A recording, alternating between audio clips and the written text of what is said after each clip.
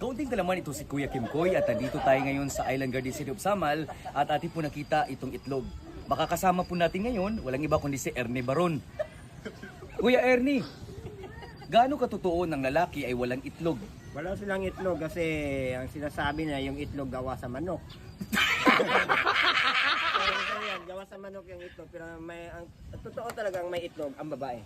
At alam nyo ba na ang babae ay may itlog? Kaya tinatawag sa kanilang egg cell. Ang lalaki naman, ang nagbitay dyan ay testicle or testis. Oh, test. Sa Kung mga gusto inirga- mong tikman, pwede rin. Ang itlog? Oh, kasi may pangalan siyang test eh. Ano yan? Tilawan, test. Test. Test. Kasi, Isla kasi ako at mapuprove natin kung meron talaga siyang itlog. ngayon atin pong mapapatunayan kung saan ang itlog. Ay, nandito po sa atin ang itlog. Ito po ay atin na pong pinabukalan at ito ay nagtaging. Nakikita natin naggahi ng itlog na ito at ipa-um-um na natin ito kay Ernie. Kay Ernie, paano nga ba ang pag-um-um ng itlog? Dati nag-um-um ako ng itlog, ngayon tinlog na.